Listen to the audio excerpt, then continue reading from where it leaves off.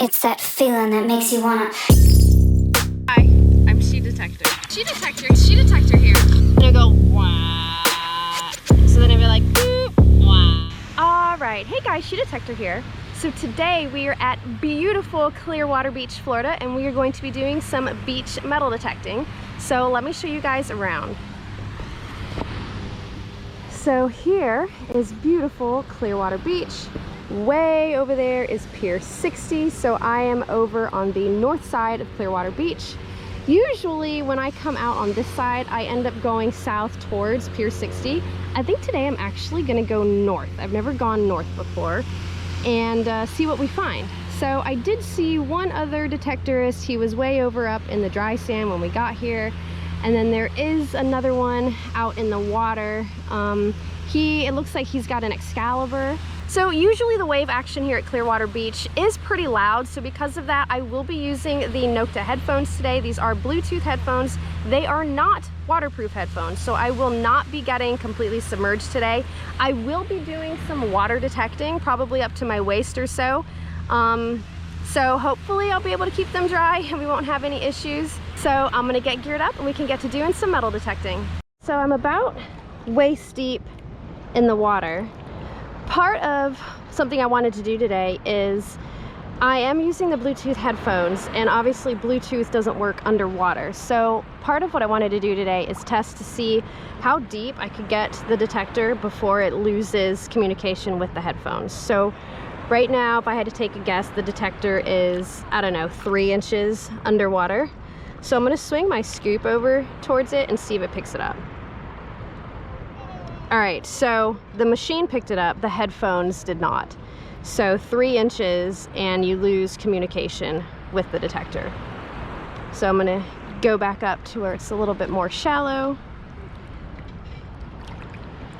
and wait for it to reconnect. So I can see my headphones are still connected and I just got some sound in the headphones. So yeah, about waist deep with the detector, in and out of the water, maybe an inch or so I can get away with before it loses communication with the headphones. So in case you were wondering, now we know.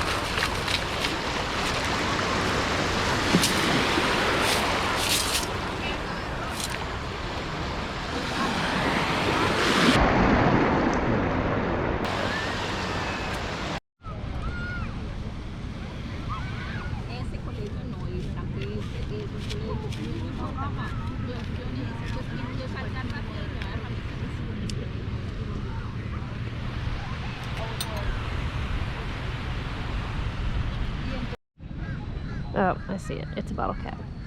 We'll add that to my collection of wares. Well, let me show you. Found a tent stake and 2 bottle caps, Corona and Smirnoff. Let's see if that's it. Yep. So I've got a target here. Could be a penny. Bringing up pretty solid 41, and it is a coin. It's a penny. Nice. See if we can get a date off of it. 99. Woohoo!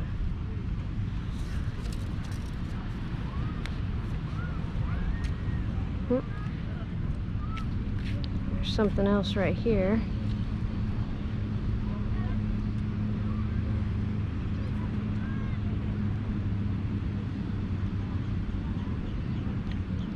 That one's jumping around all over, so perhaps a bottle cap.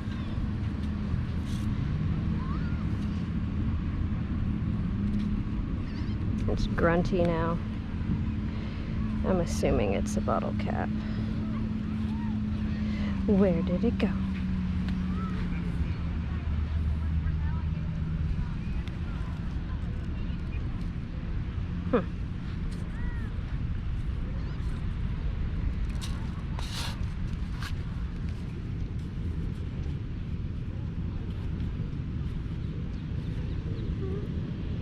Oh, seriously?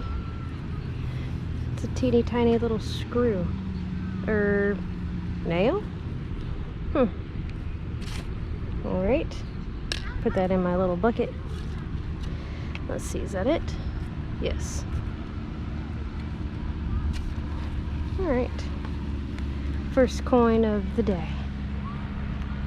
Only been out here for like 2 hours. Screaming. It's jumping around, so it's definitely a bottle cap. Yep. Yep. Here, screaming in the low 40s. I don't know, it's probably a bottle cap, because why not?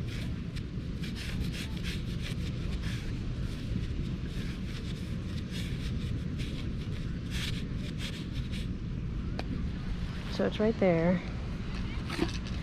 Let's see.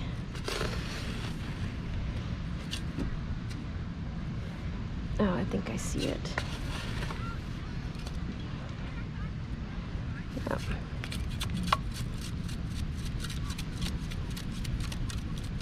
And it's a bottle cap.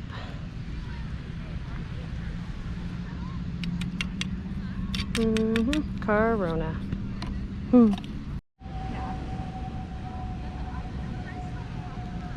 Got another iron target here. It's not on the surface.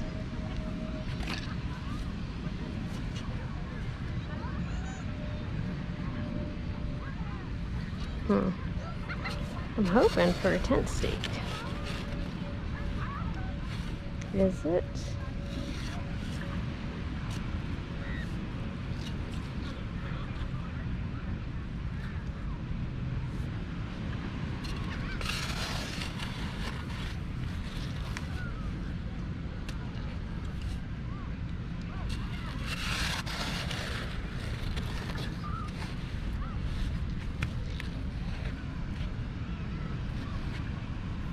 There it is. What is it? Yes. Tent stake.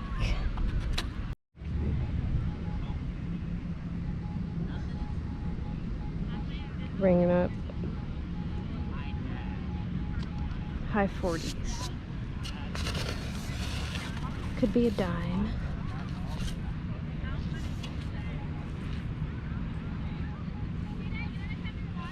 There's no grunt, not yet.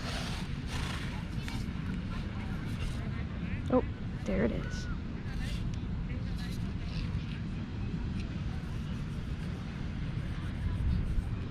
Yep. 2014. Nice. I think I got a couple of targets here, perhaps. 47. Something ringing up in the high 40s. Where are you?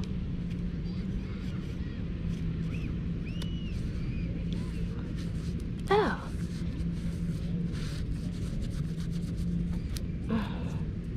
It's a car.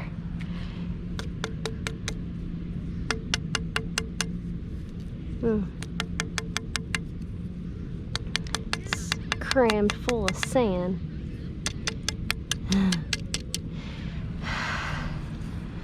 Check it out. What are you? I think you're a RAV4. Check it out, guys. I've not found a toy car in a minute. Definitely have to send this for a swim because it's crammed full of water.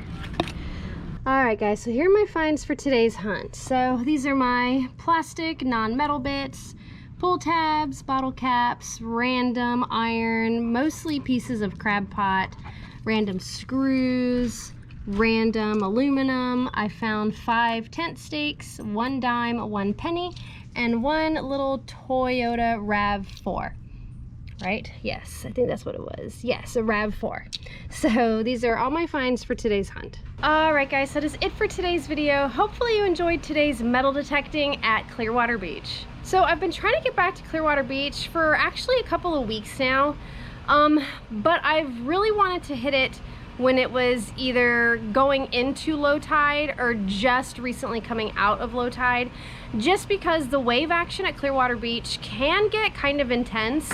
So being able to hit it when it's low tide obviously would be better, because then you can get farther out to where people are normally swimming and not have to battle the waves. So today, I think we got there around 9:15-ish, maybe a little after, and low tide I think was at 12:30. So it was going into low tide the entire time we were there. And I didn't venture too terribly far out into the water. I think I really only got about waist deep. And that was predominantly because I was using the headphones for the Triple Score today. And since they are Bluetooth, once the machine gets a certain distance underwater, you lose that connectivity with the headphones and the machine. So while I wasn't able to still hear the targets in the headphones, the machine was still vibrating and was still displaying the VDI numbers. So I was still being able to see, for the most part, what the target was. I just couldn't hear it in the headphones. So because of that, I didn't really go much deeper than waist deep. So I spent probably about, I don't know, maybe an hour and a half-ish, probably not even that long, in the water. And I really wasn't finding any targets. Like, all the targets I was finding was relatively light kind of iron targets. All of those crab pot pieces I found out in the water. And that was it. Like, I wasn't finding any aluminum in the water. I wasn't finding any coins, no jewelry, no good substantial targets outside of relatively lightweight iron targets. So because of that, I decided to move over to the dry sand and try my chances there. So I did end up having better luck in the dry sand in that I did find 2 coins and a toy car. I also was able to find a couple of tent stakes, which I know tent stakes really aren't the targets that we're looking for, but I do have a tent stake collection and I did not mind adding to that collection. So this was my first time using the Bluetooth headphones with the Nokta Triple Score. Pretty much behaves and acts exactly like the Bluetooth headphones when they're being used with the double score. I don't really notice any kind of lagging or anything as far as when the machine picks up a target to when the headphones tell me that there's a target. So there's really no issues with that. As far as the sounds, like, it still tells you when it's an iron target. Like, the sounds are noticeably different. It's not just like a single tone in the headphones. So whatever tones you have set on the detector is what you're going to get in the headphones. If you are interested in the Bluetooth headphones for the Score series machines, I do have a link to them in the description down below where you can check that out over at Detector Warehouse. They carry the headphones either individually, or usually if you buy one of the Score series machines from them, most of their packages include the headphones. So you don't really have to worry about, well, let me add the machine to my cart and then let me go and find the headphones and add those to my cart.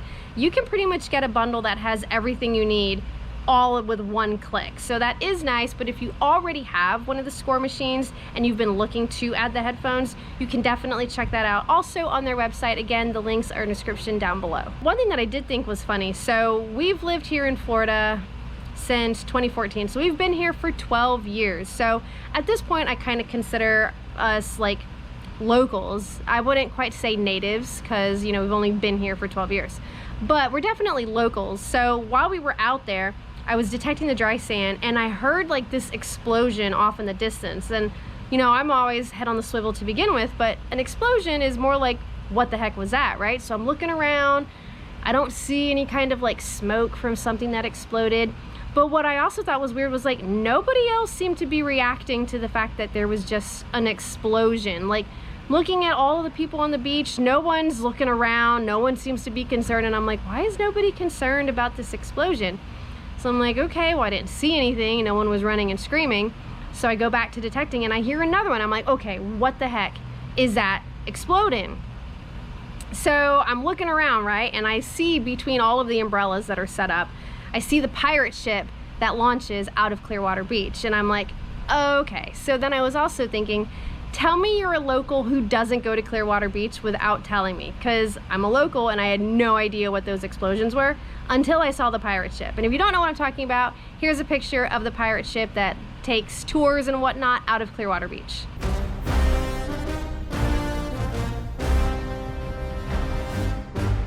So yeah, I just thought it was kind of funny that I'm a local and had no idea what was going on and nobody else seemed to be concerned. And then once I figured it out, I was like, okay, well that's why no one's concerned. So if you liked today's video, please make sure to give it a big thumbs up. If you're not a subscriber to my YouTube channel yet, please make sure you become by hitting that subscribe button. Thanks for watching, and until next time, I will see you guys later.